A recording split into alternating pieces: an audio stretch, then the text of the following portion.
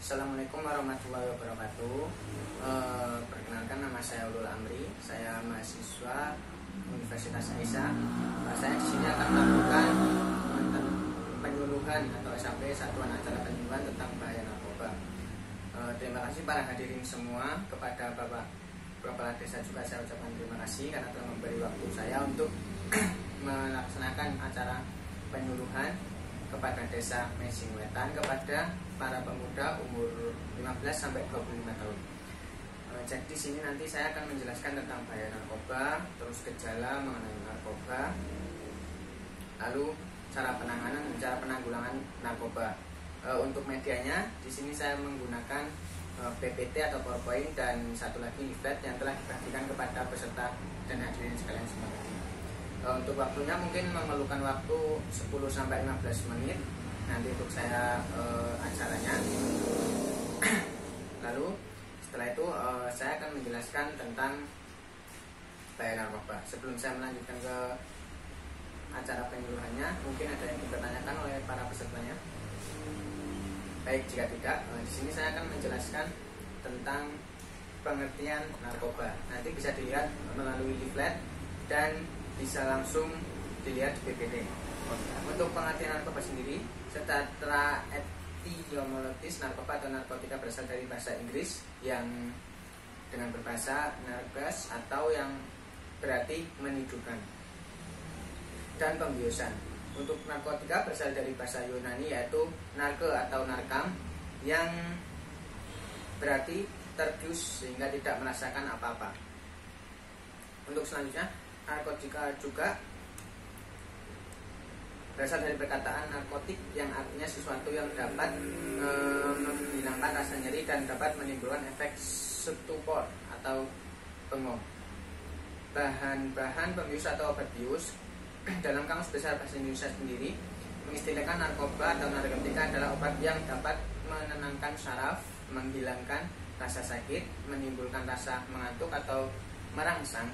Terus menurut istilah kedokteran sendiri, narkotika adalah obat yang dapat menghilangkan trauma rasa sakit atau nyeri yang berasal dari daerah viresal atau alat rongga dada dan rongga perut.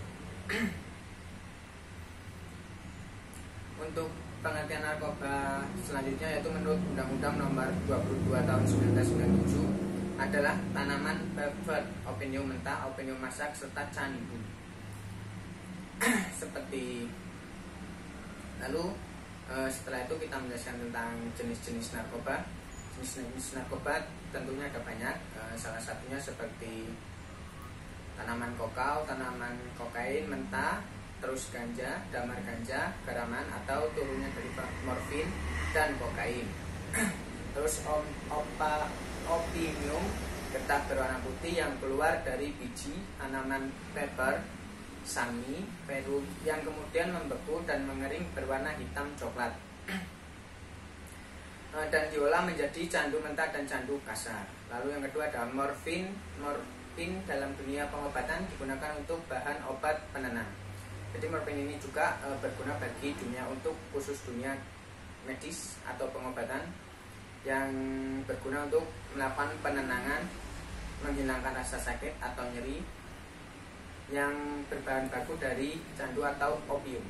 Lalu ada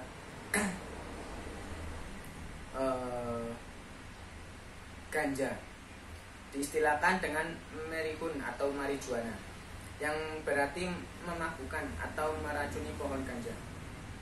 Nah, untuk pohon ganja tersendiri telah tumbuh liar seperti di Indonesia juga banyak, di luar negeri maupun di beberapa negara.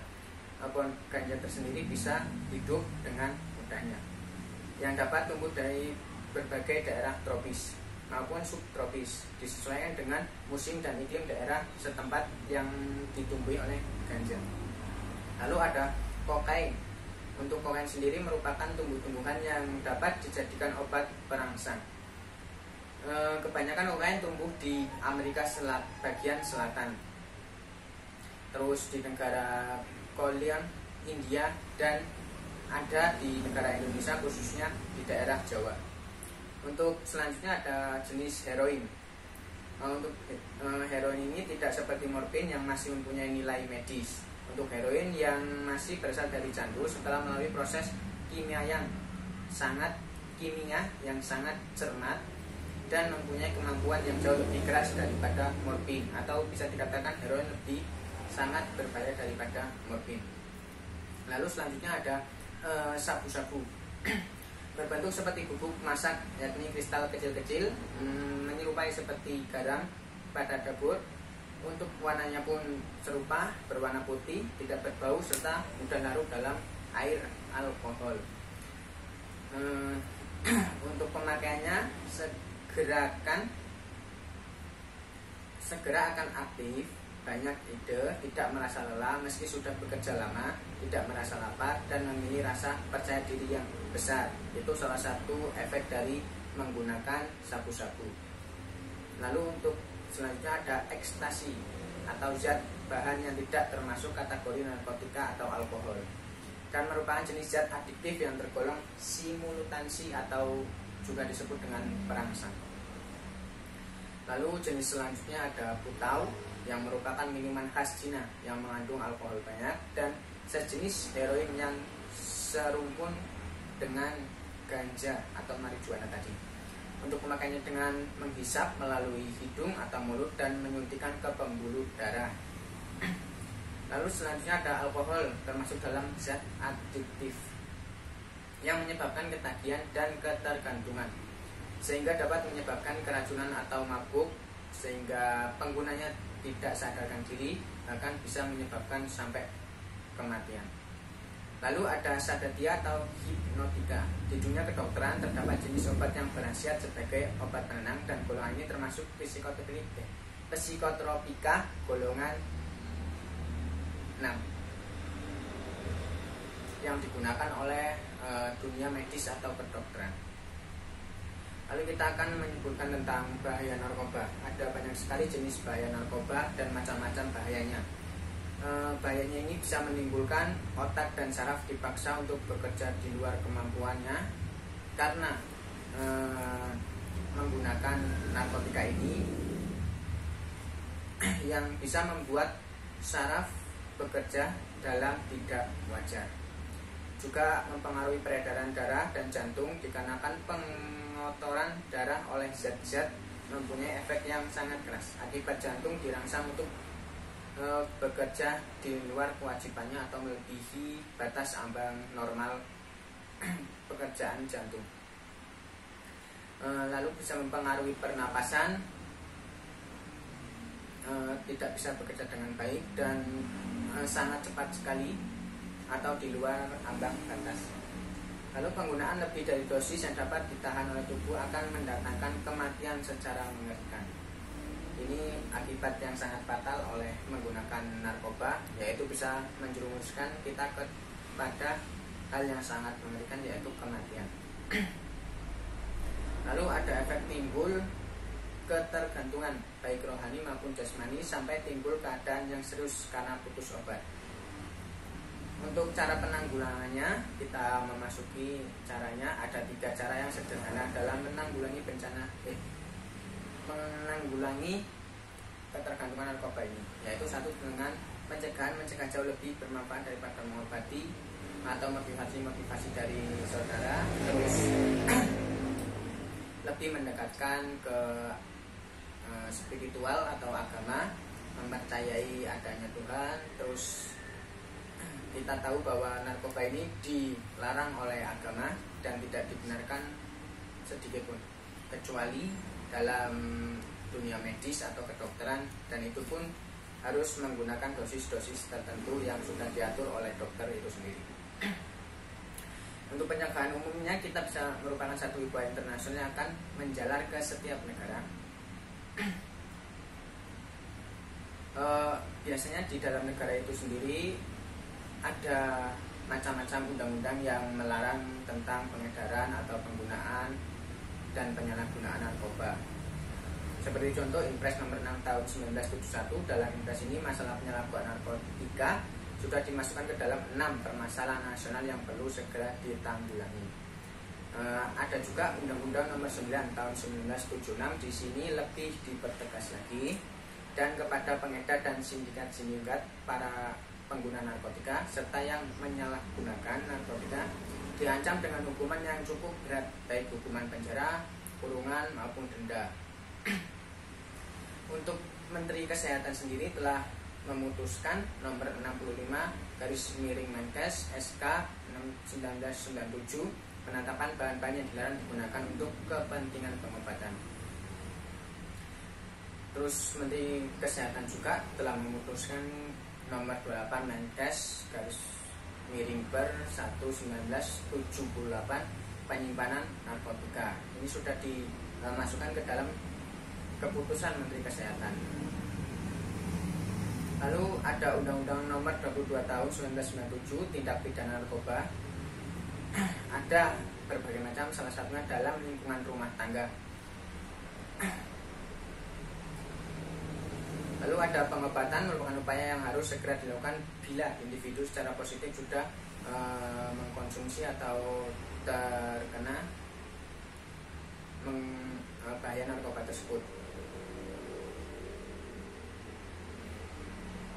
Untuk penyakit yang ditimbulkan karena kecanduan narkotika ini mempunyai permasalahan sendiri dan berbeda dengan penyakit lainnya. Karena rumit dan kompleks masalah ini yang menyangkut aspek organ biologi sosial, kultural, pengobatan terhadap ketergantungan narkotika, korban kecanduan narkotika atau psikotropika harus dengan cepat dilaksanakan dalam pengobatan, tidak hanya personal detektifikasi serta pengawasan saja.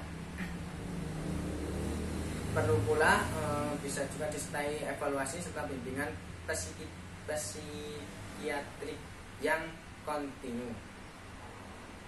Walaupun penggunanya tersebut telah kembali ke masyarakat, serta diperlukan juga partisipasi serta pengertian maupun penerimaan masyarakat untuk membantu penderita menjalankan kehidupan yang wajar normal seperti kebiasaannya.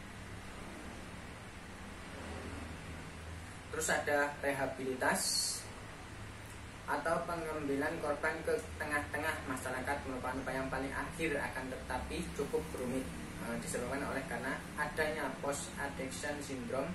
Keadaan sudah mengalami pengobatan, penderita masih menunjukkan gejala-gejala ansietas, depresi, keinginan untuk memakai obat keadaan emosional yang sangat labil atau masih berpeluang untuk melakukan penyalahgunaan narkoba kembali.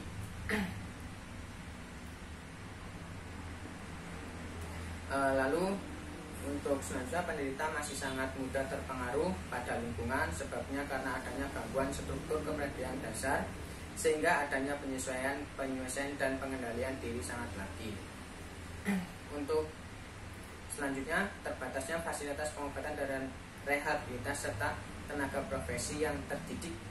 Dalam keadaan seperti ini, penderita yang dilandasi cinta kasih kepada si korban betul-betul sangat diperlukan, baik dari orang tua maupun keluarga lainnya, masyarakat, dan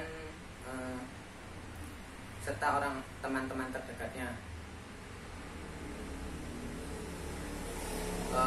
Mungkin itu tadi yang saya jelaskan tentang satuan acara penyuluhan tentang bahaya narkoba. Mungkin ada yang dipertanyakan atau kurang jelas tentang bahaya narkoba. Seperti yang saya jelaskan tadi, ada penyalahgunaan, jenis-jenis narkoba, cara penanggulangan obat, serta ada undang-undang juga yang membahas tentang narkoba. Untuk mas-mas peserta semua, mungkin ada yang dipertanyakan. Jika tidak, mari kita menyimpulkan hasil penyuluhan kesehatan ini. Jadi namanya narkoba itu sangat berbahaya bagi kita. Dan semua negara, hampir semua negara, khususnya Indonesia, telah melarang penyalahgunaan narkoba atau penggunaan narkoba. Serta dalam beragama juga kita sudah tahu kalau narkoba itu sudah dilarang. Banyak sekali memang untuk peluang-peluang bagi remaja-remaja melakukan penyalahgunaan narkoba. Tapi dengan kepercayaan kita dan dengan kuatnya iman kita serta agama kita, mungkin bisa memperkecil guna tidak menyalahgunakan narkoba. Mungkin hanya itu yang bisa saya sampaikan. Kurang lebihnya saya mohon maaf. Assalamualaikum warahmatullahi wabarakatuh.